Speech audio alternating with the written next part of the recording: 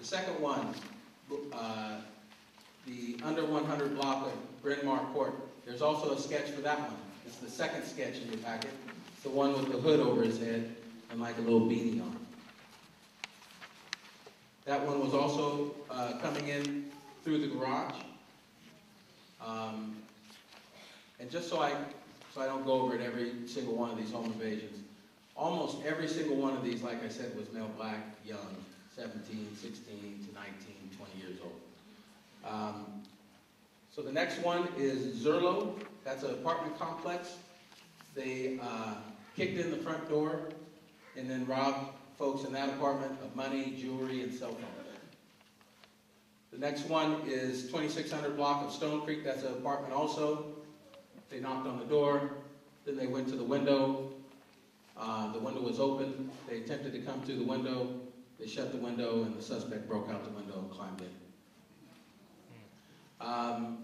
That one, they got miscellaneous things like money and cell phones again. 3400 block of Winter Park. That's an apartment. Knock on the door. Victim opens the door on that one.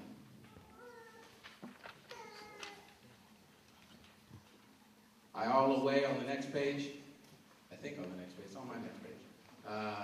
That one, the suspects were already in the house. They were having some sort of party. They kind of left, came back, and did the home invasion there. 3400 block of Shadow Tree. That's an apartment.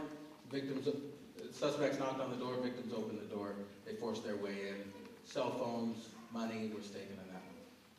3800 block of Braziel Court. That's the extended stay. Again, the victim opens the door and the victims force their way in. 2700 block of Stone Creek, that's an apartment. They knocked on the door and then they opened the unlocked door. 2700 block of River Plaza, that's an apartment complex. Again, they knocked on the door and the victim opened it. 2200 block of Sandcastle, that's an open garage. All the open garages except for this one, the victims were either coming home or getting ready to leave. So they're either loading up their car or unloading their car kind of thing, so they have their garage door open. This one, the victim was not leaving or coming home. She was just opening her garage and was going to stand out in front of her house and have a smoke or something like that. And that's when they walked by and forced her back into her house.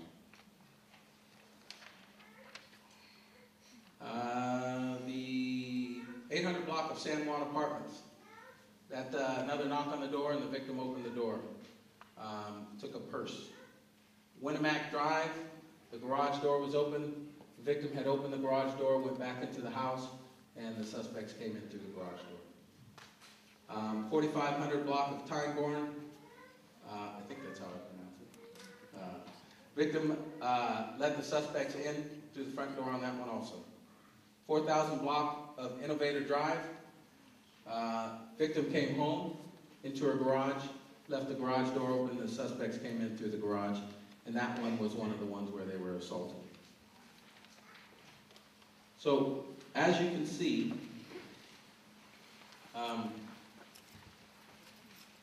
we'll go over some tips in a minute on what we can do for these, but also on almost every one of these, probably every one, they weren't just coming in the house, they weren't always alone, there was oftentimes multiple suspects, as you can see on the map, but they also typically had a car somewhere around the corner, maybe a block away, that even though they ran out of the house and sometimes victims never saw a car, they got into a car around the corner.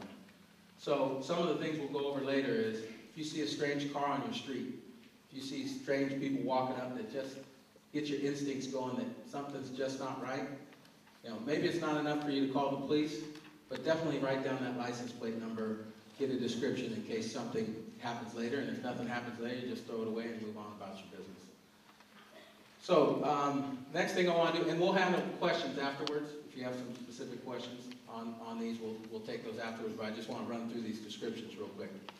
On the robberies, there was 14 street-type robberies in Natomas in that same time period, June 1st through 24th.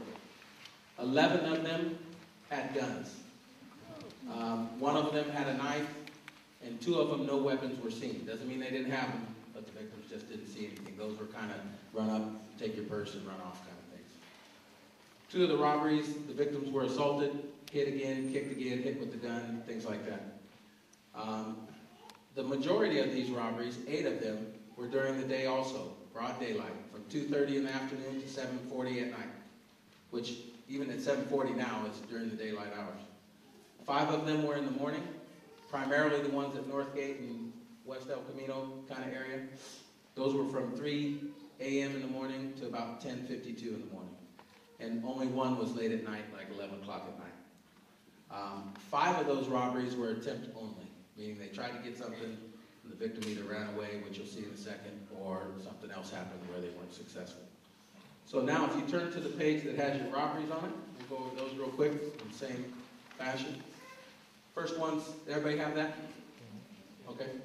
The first one is the 700 block of Turnstone Drive.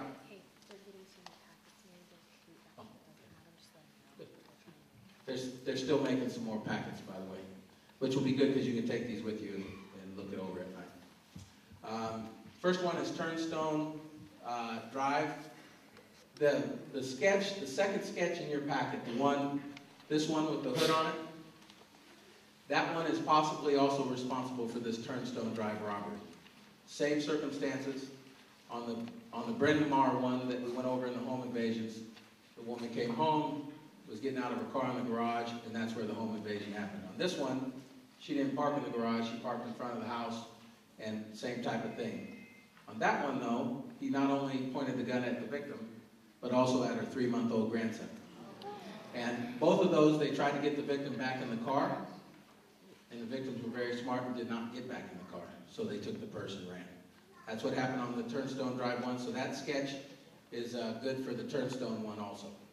Also on the Turnstone, a possible suspect vehicle is a silver over black Chevy Suburban. So the whole car is silver, but down along the footsteps where you get out of the SUV, there's like a black, the lower portion of the car is black or dark color. Another possible car on that is a gold Chevy Trailblazer, which those should be listed on your sheet that you have there. So we went over that description. That one, they got a purse. The next one, 1500 block of West El Camino. That was an attempt only, and no weapon was seen.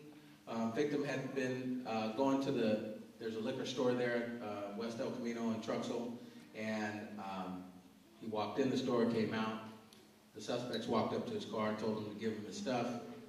He said no. They started punching him, and he took off in his car, so they didn't get anything. 1500 block of West El Camino again. This female victim was walking into the Bel Air to go shopping, and somebody ran up and grabbed her purse and ran off and got into a white car and drove off. So there's no weapon seen, no violence, just ran up and basically a purse snatch. Third one, 1500 block of West El Camino, excuse me, that was the one I just read. 3200 block of Truxell, that was an attempt only.